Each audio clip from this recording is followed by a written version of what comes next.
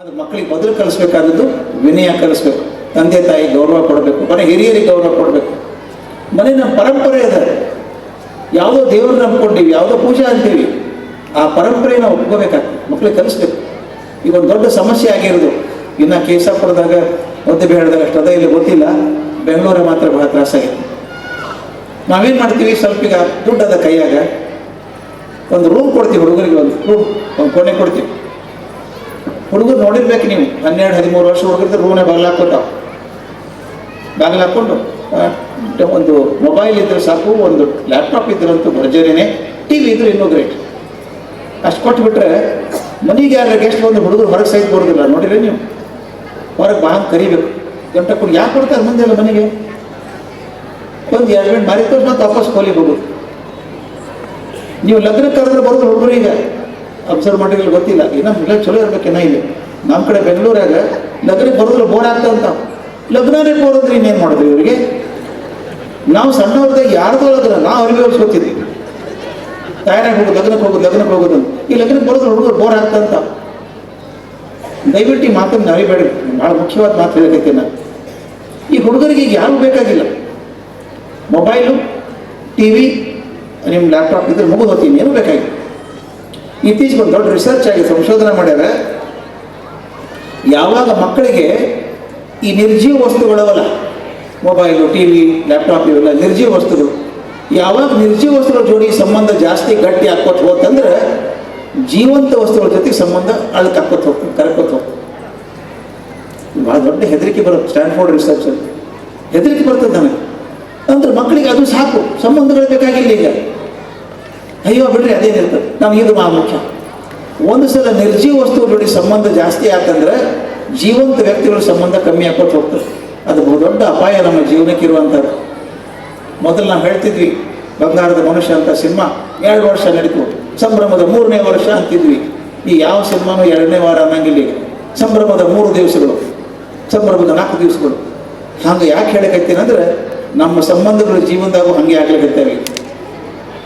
10 ವರ್ಷ ನಾನು ಅಮೇರಿಕಾದ ಯಾವುದೋ ಹುಡುಗಿ ಹೇಳಿದ್ದೆ, ಅವಲಂಗ ಆಗಿ ಮ್ಯಾರಿ, ನೀವು ಮದುವೆಗೆ 8 ವರ್ಷ ಆಯ್ತು ಅಂತ ಕೇಳಿದ್ದೆ. ನಾನು 35 ವರ್ಷ ಆಯ್ತು ಅಂತ ಹೇಳಿದೆ. ಆಕೆಗೆ ಆಶ್ಚರ್ಯ ವಿತ್ ದ ಸೇಮ್ ಲೇಡಿ ಅಂದು. ವಿತ್ ದ ಸೇಮ್ ಲೇಡಿ, ನಮ್ಮಲ್ಲಿ ಅದು ಆ್ಯನ್ಯುವಲ್ ಪ್ರೋಗ್ರಾಮ್ ಅಲ್ಲ, ಲೈಫ್ ಒಮ್ಮೆ ಮದುವೆ ಆಗೋದು ನಾವೆಲ್ಲ. ಅಂದ್ರೆ ಕೂಡಿರಲಿಕ್ಕೆ ಸಾಧ್ಯ ಇಲ್ಲ ಅನ್ನೋ ಪರಿಸ್ಥಿತಿ ಬಂದದಿ. ಯಾಕೆ? ನಮ್ಮ ಪ್ರೀತಿ ನಿರ್ಜೀವ ವಸ್ತುಗಳ ಜೋಡಿ ಜಾಸ್ತಿ ಆಗ್ಯದ. ದಯವಿಟ್ಟು ಮನ್ಯಾಗ ಮಕ್ಕಳಿಗೆ ಮೊಬೈಲ್ ಕೊಡಬೇಡ್ರಿ, ಸಣ್ಣ ಮಕ್ಕಳಿಗೆ. ಎಷ್ಟೋ ಜನ ತಂದೆ ತಾಯಿ ಹೇಳೋದು ನಮ್ಮ ಬಂದು ಹೇಳ್ತಾರೆ, ಸರ್ ಮೊಬೈಲ್ ಹೆಂಗೆ ಕೊಡಿಸಿದ್ರಿ ಸರ್ ಅಂತ ಕೇಳ್ತಾರೆ. ನಾ ಮೊದಲು ಕೊಟ್ಟವ್ರು ಯಾರು ಅಂತ ಕೇಳಿದೆ. ನಾ ಕೊಟ್ಟನೆ ನಿಮಗೆ? ನೀವೇ ಕೊಟ್ಟದ್ದು. ಅಭಿಮಾನಿಯಿಂದ ಹೇಳ್ಕೊತಿದ್ರಿ. ನಮ್ಮ ಹುಡುಗರು ನೋಡ್ರಿ ಸರ್, 2 ವರ್ಷ ಮೊಬೈಲ್ ಕೊಟ್ಟರೆ ಪಟ್ಟು ಅಂತ ಹೋಗ್ತಾನೆ, ಯೂಟ್ಯೂಬ್ ತೆಗೆದು ನೋಡ್ತಾನೆ ನೋಡ್ರಿ ಸರ್. ಸಂಭ್ರಮ ಪಟ್ಟಿದ್ದಿಲ್ಲ? ಆಗ ಸಂಭ್ರಮ ಪಟ್ಟಿದ್ರಿ, ಈಗ ಯಾಕೆ ಬೈತೀರಿ ಅವಾಗ? ಅವ್ನು ದೋಸ್ತಿ ಆಗ್ಬಿಟ್ಟದೆ ಈಗ ಮೊಬೈಲ್ ಜೋಡಿ. ನೋಡಿ ನೋಡಿ ನೋಡಿ ಎಷ್ಟರ ಮಟ್ಟಿಗೆ ಬಂದದ ಪರಿಸ್ಥಿತಿ ಅಂದ್ರೆ ಹೇಳ್ತೀನಿ ನಾನು. ಹುಡುಗರಿಗೆ ಬೇರೆ ಏನೂ ಬೇಕಾಗಿಲ್ಲ, ಮೊಬೈಲ್ ಕೊಟ್ಟರೆ ಸಾಕು ಪಟ್ಟಂತ ಯಾವುದೋ ನೋಡ್ಕೊತ ಕೂತಿರ್ತಾವೆ. ಅದು ಬಿಡಿಸೋದು ಹೆಂಗೆ? ದೊಡ್ಡದನ್ನ ಬಿಡಿಸೋ ಸಾಧ್ಯ ಇಲ್ಲ. ನೀವು ಸಣ್ಣದಿದ್ದಾಗೆ ಬಿಡಿಸ್ಬೇಕು. ಅದು ದಯವಿಟ್ಟು ಮಕ್ಕಳ ಕೈಯಾಗಿ ಕೊಡಬೇಡ್ರಿ. ಮೊನ್ನೆ ಒಬ್ಬರು ಡಾಕ್ಟರ್ ನನ್ನ ಜೋಡಿ ಇದ್ದು, ಡಾಕ್ಟರ್ ರವೀಂದ್ರ ಅಂತ, ವೆರಿ ಫೇಮಸ್ ಐ ಸ್ಪೆಷಲಿಸ್ಟ್ ಬೆಂಗಳೂರಾಗ. ಅವ್ರು ಹೇಳ್ತಾರೆ, 9 ವರ್ಷದ ಮಕ್ಕಳ ಕೆಳಗಿನವರಿಗೆ, 9 ವರ್ಷದ ಕೆಳಗಿನ ಮಕ್ಕಳಿಗೆ ಖಂಡಿತ ಮೊಬೈಲ್ ಕೊಡಬೇಡ್ರಿ, ಕಣ್ಣು ಹಾಳಾಗಿ ಹೋಗ್ತದೆ. ಎಷ್ಟರ ಮಟ್ಟಿಗೆ ಅಂದ್ರೆ 40 ವರ್ಷ ಆಗೋದ್ರಾಗ ಆಪ್ಟಿಕಲ್ ನರ್ವ್ ಅಂತ ಇರ್ತದೆ, ಅದು ಕೆಟ್ಟ ಹೋಗ್ತದೆ, ಶಾಶ್ವತ ಕಣ್ಣು ಹೋಗ್ಬಿಡ್ತಾವೆ. ಇದು ನಮ್ಮ ಸಣ್ಣದಿರ್ತಾ ಗೊತ್ತಾಗೋದಿಲ್ಲ, ಮಕ್ಕಳಿಗೆ ಕೊಟ್ಬಿಡ್ತೀವಿ ನಾವು. ದಯವಿಟ್ಟು 9-10 ವರ್ಷ ಆಗುತ್ತಂಗ ಮಕ್ಕಳಿಗೆ ಮೊಬೈಲ್ ಕೊಡಬೇಡ್ರಿ, ದಯವಿಟ್ಟು ಕೊಡಬೇಡಿ. ಓದು ಬೇರೆ ಹಾದೇವ ನೋಡಲಿಕ್ಕೆ. ಮತ್ತು ಇನ್ನೊಂದು ನಾನು ನಿಮಗೆ ಬೇಡ್ಕೊಳ್ಳೋದು, ಮಕ್ಕಳ ಸಲುವಾಗಿ ಏನೇನೋ ತ್ಯಾಗ ಮಾಡ್ತೀರಂತ 1-2 ಸೀರಿಯಲ್ ತ್ಯಾಗ ಮಾಡಿ. ಅವು ಮುಗಿಯಂಗಿಲ್ಲ ಬಿಡಂಗಿಲ್ಲ ಸೀರಿಯಲ್. 4 ವರ್ಷದ್ರು ಅಲ್ಲೇ ಇರ್ತಾವೆ. ನಾವೇನು ಭಕ್ತಿಯಿಂದ ನೋಡ್ತೀವಲ್ಲ, 1-2 ಸೀರಿಯಲ್ ಕಮ್ಮಿ ಮಾಡಿ ಅದೇ ಟೈಮ್ ಮಕ್ಕಳ ಜೋಡಿ ಟೈಮ್ ಕೊಡಿ. ಮಕ್ಕಳ ಜೋಡಿ ಕೂಡ್ರಿ. ಸ್ವಲ್ಪ ಹೋಮ್ವರ್ಕ್ ಏನು ಮಾಡಿಯಪ್ಪ ನೀನು, ನಿಮ್ಗೆ ಅರ್ಥ ಆಗೋದು ಬೇಕಾಗಿಲ್ಲ, ಜೋಡಿ ಕೂಡು, ಏನು ಓದಿದಪ್ಪ ಅಂತ ಕೇಳಿ ಹರಟಿ ಹೊಡೀರಿ. ಇದನ್ನು ಫ್ಯಾಮಿಲಿ ಟೈಮ್ ಅಂತ ಕರಿತೀನಿ. ನಾ ಹೇಳಿದ್ದೆಲ್ಲ ಮಕ್ಕಳು ಇದನ್ನು ಮಾತ್ರ ಮರಿಬೇಡ್ರಿ ದಯವಿಟ್ಟು. ಫ್ಯಾಮಿಲಿ ಟೈಮ್ ಅಂದ್ರೇನು? ಮನೆ ಒಂಥರ ಹಾಸ್ಟೆಲ್ ಇದ್ದಂಗೆ ಇರ್ತದೆ. ಯಾರು ಬೆಳಿಗ್ಗೆ ಅವಸರ ಇರ್ತದೆ, ಎಲ್ಲ ತಮ್ಮ ಟೈಮ್ ಹೋಗ್ತಿರ್ತಾರೆ. ರಾತ್ರಿ ಒಂದು ಸ್ವಲ್ಪ ಟೈಮ್ ಮಾಡ್ಕೊರಿ. 8 ಗಂಟೆಗೆ ಊಟ ಆಯ್ತಂದ್ರೆ ರಾತ್ರಿ ಎಲ್ಲರೂ ಕೂಡ್ರಿ ಒಂದು ಕಡೆ ಟಿ ವಿ ಆಫ್ ಮಾಡಿ ಕೂಡಿ ಹರಟಿ ಹೊಡಿ. ಈಗ ನಾವು ಹೆಂಗೆ ಮಾಡ್ತೀವಿ, ಕೂತಿದ್ದು ಮನ್ಯಾಗ 4 ಮಂದಿ ಕೂತು 4 ಕೈಯಾಗ ಮೊಬೈಲ್ ಇರ್ತದೆ, 4 ಅಂತ ಮೊಬೈಲ್ ಹೊತ್ತು ಕೂತಿರ್ತಾರೆ. ನಮ್ಮ ಅವ್ವ ನನಗೊಂದು ಚಲೋ ಬುದ್ಧಿ ಕಲಿಸ್ಬಿಟ್ರು, ಭಾಳ ಚಲೋ ಬುದ್ಧಿ, ನಾನು ಎಂದೂ ಮರೀಲಿಕ್ಕೆ ಸಾಧ್ಯ ಇಲ್ಲ. ನನ್ನ ಮೊಬೈಲ್ ನನ್ನ ಕಡೆ ಇರೋದಿಲ್ಲ, ಆಫೀಸ್ದಾಗ ನನ್ನ ಸೆಕ್ರೆಟ್ರಿ ಕಡೆ ಇರ್ತದೆ. ಅವ್ರೇನು ಮಾಡ್ತಾರೆ, ಬರಬೇಕಾದ್ರೆ ಸರ್ ಇಂಪಾರ್ಟೆಂಟ್ ಕಾಲ್ ಇದ್ದು ನೀವು ಕಾಲ್ ಮಾಡಿರಿ ಅಂತ ಕೊಡ್ತಾರೆ. ನಾನು ಮನೆಗೆ ಬಂದವೆಲ್ಲ ಕಾಲ್ ಮಾಡ್ತಿರ್ತೀನಿ.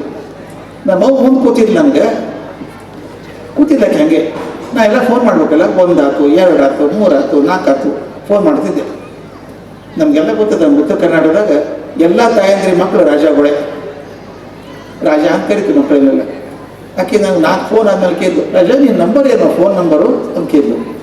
ಯಾಕೋ ನಿನಗೆ ಹಾಕ್ಬೇಕು ಫೋನ್ ನಂಬರು ಅಂದೆ. ಆಕೆ ಹೇಳಿದ್ಲು, ನಿನ್ನ ಫೋನ್ಯಾಗೆ ಸಿಗಂಗೆ ಕಾಣಿಸ್ತೀವಿ, ನನಗೆ ಎದುರು ಕೂತ್ರು ಪ್ರಯೋಜನ ಇಲ್ಲ ಅಂತ. ಕಪಾಳಿ ಹೊಡೆದಂಗೆ ಆಯ್ತು. ನನಗೆ ಮೊಬೈಲ್ ಎತ್ತಿಟ್ಟೆ ಕೂತು ಮಾತಾಡಿ ಅನ್ನಿಸ್ತು. 90 ವರ್ಷದ ತಾಯಿ ಮುಂದೆ ಕೂತಾಳೆ, ಆಕೆ ಹತ್ರ ಮಾತಾಡ್ಲಿಕ್ಕೆ ಟೈಮ್ ಇಲ್ಲ ನನಗೆ. ಮೊಬೈಲ್ನಾಗ ಯಾರ್ಯಾರ ಹತ್ರ ಮಾತಾಡ್ತೀನಿ, ಏನು ಪ್ರಯೋಜನ ಆಗ್ತಿದ್ದು? ದಯವಿಟ್ಟು ಮನ್ಯಾಗ ಎಲ್ಲ ಮೊಬೈಲ್ ಎತ್ತಿಡ್ರಿ, ಟಿ ವಿ ಬಂದ್ ಮಾಡಿರಿ, ಅರ್ಧ ತಾಸು ಹರಟಿ ಹೊಡೀರಿ ಮನ್ಯಾಗ. ನಾನು ಮಾಸ್ತಿ ವೆಂಕಟೇಶ್ ಅಯ್ಯಂಗಾರ್ ಕಲಿಸಿದ್ದು ಒಂದು ದೊಡ್ಡ ಕೆಲಸ. ಮನೆಗೆ ಏನ್ರಿ ಓದ್ತೀರೇನು ಸರ್ ಅಂತ ಕೇಳಿದ್ರು. ಓದ್ತೀನಲ್ಲ ಸರ್ ಮಾಸ್ತರಲ್ಲ ಅಂದೆ. ಹಂಗಲ್ಲ, ಎಲ್ಲರೂ ಕೂಡಿ ಏನಾರು ಓದ್ತೀರೇನು? ಇಲ್ಲರಿ ಓದಿಲ್ಲ. ಓದ್ರಿ ಅಂತ ಹೇಳಿ ನಮ್ಮ ಮನೆಗೆ ಬಂದು ಏನು ಮಾಡಿದ್ರೆ, ಎಲ್ಲರೂ ನಮ್ಮಪ್ಪ ನನ್ನವ್ವ ನಾನು ನನ್ನ ಹೆಂಡತಿ 2 ಮಕ್ಕಳು ಕೂಡಬೇಕು. ಕುಮಾರವ್ಯಾಸ ಭಾರತ ಓದ್ತಿದ್ದೆ. ದಿನಕ್ಕೊಂದು ಅಧ್ಯಾಯ ಓದೋದು ನಾನು. ಅದು ಓದಿಗೆ ಬರ್ತದೆ, ನನಗೆ ಚಂದಂಗೆ ಓದಿಗೆ ಬರ್ತದೆ. ಒಂದು ಹಂದಿ ಓದಿದಾಗ ನನ್ನ ಮಕ್ಕಳೇನೋ ಪ್ರಶ್ನೆ ಕೇಳಬೇಕು, ಅಪ್ಪ ಒಂದೇನು ಹೇಳಬೇಕು, ಅವು ಒಂದೇನು ಹೇಳಬೇಕು. ಇದೊಂದು 35-40 ಮಿನಿಟ್ ಎಷ್ಟು ಚಂದ ಆಗ್ತಿತ್ತು ಅಂದರೆ, ಅದು ಇವತ್ತಿಗೂ ನನ್ನ ಮಕ್ಕಳು ತುಂಬ ದೊಡ್ಡ ಪೊಸಿಷನ್ನಾಗಿದ್ದಾರೆ. ಮಗ ಬಂದಾಗ ಹೇಳ್ತಾನೆ, ಅಪ್ಪ ಶುರು ಮಾಡೋಣ ಅನ್ಲಿಕ್ಕೆ. ಬಾಯಿಗೆ ಬರ್ತದೆ ಅವ್ರಿಗೆ ಕುಮಾರವ್ಯಾಸ ಭಾರತ, ಎಷ್ಟೋ ಬಾಯಿಗೆ ಬರ್ತದೆ. ನಾ ಮನೆಗೆ ಹೋಗಿ ಶುರು ಮಾಡೇನಪ್ಪ, ಶ್ರೀ ವನಿತೆಯ ರಸನೆ ವಿಮಲ ರಾಜೀವ ಪೀಠದ ಪಿತನೆ ಶುರು ಮಾಡಿದರೆ ಮನೆಯಾಗ ಎಲ್ಲರೂ ಕೂಡ ಅಂತೀವಿ. ನನ್ನ ಸಂತೋಷ ಏನಂದ್ರೆ, ಕುಮಾರವ್ಯಾಸ ಇನ್ನೊಂದು ತಲೆಮಾರು ಬದುಕೊಂಡ, ನನ್ನ ತಲೆಮಾರು ನಿಂದಿರಲಿಲ್ಲ. ಮಂಕುತಿ ಮನ ಕಗ್ಗ ಸುಮಾರು ಓದ್ತಿದ್ದೆ ಮನೆಯಾಗ ನಾನು. ನನ್ನ ಮಗ ಇಂಗ್ಲೆಂಡಿಗೆ ಹೋದ ಕಲೀಲಿಕ್ಕೆ.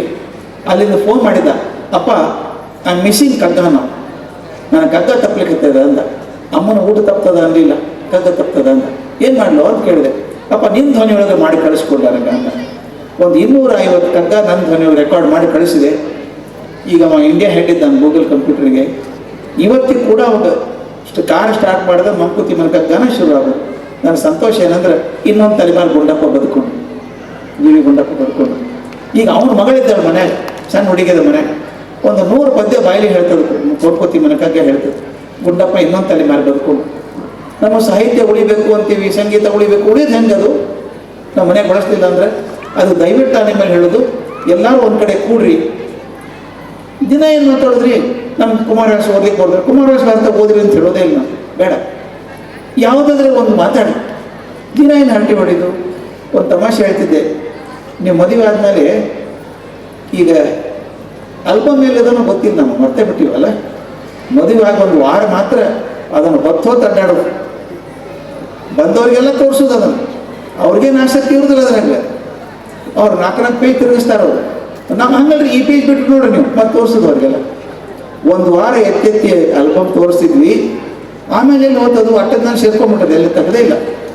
ಇಳಿಸ್ರಿ ಕೆಳಗದ, ಇಳಿಸ್ರಿ, ಎಲ್ಲರೂ ಕೂಡ್ರಿ, ನಿಮ್ಮ ಮಕ್ಕಳಿಗೆ ಹೇಳ್ರಿ, ನೋಡಿ ನಿಮ್ಮ ಅಪ್ಪ ಹಿಂಗೆ ಕಾಣಿಸ್ತಿದ್ದ ಲಗ್ನದಾಗ, ಅವ ಹಿಂಗಿದ್ದೆ, ನೀ ಲಗ್ನದಾದಾಗ ಹಂಗಿದ್ದೆಪ್ಪ, ನಾ ಹಿಂಗಾಗಿ ನೋಡಿ.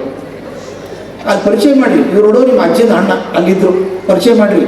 ಸಂಬಂಧಗಳು ಗೊತ್ತೇ ಇಲ್ಲ ಹುಡುಗರಿಗೆ. ಈಗ ಕಾಕಕ್ಕನ ಮಕ್ಕಳಿಗೆ ಗೊತ್ತಿಲ್ಲ, ಪರಿಚಯ ಇಲ್ಲ ಹುಡುಗರಿಗೆ. ಬೆಂಗಳೂರು ಅಂತ ಊರಾಗಂತೂ ಭೇಟಿನೇ ಆಗೋದಿಲ್ಲ ಒಂದಕ್ಕೊಂದು. ಅದಕ್ಕೆ ನಾವು ಸಂಬಂಧಗಳನ್ನು ಗಟ್ಟಿ ಮಾಡಬೇಕಲ್ಲ. ಇವೆಲ್ಲ ಮೌಲ್ಯಗಳಿವು. ನಮ್ಮ ಬೇರುಗಳನ್ನು ಮರ್ತೀವಿ ನಾವು, ನಮ್ಮ ಸಂಸ್ಕೃತಿ ಮರ್ತೀವಿ, ನಮ್ಮ ಸಂಬಂಧಗಳನ್ನು ಮರ್ತೀವಿ.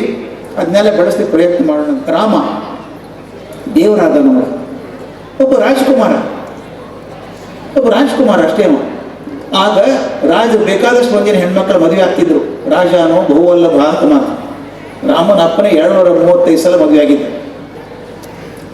ರಾಮ ಆಗಲಿಲ್ಲ, ಒಬ್ಬಕ್ಕೇನು ಲಗ್ನ ಆಗ್ತೀನಿ, ಏಕಪತ್ನಿ ವ್ರತಸ್ಥ ಅಂತ ಹೇಳಿದ.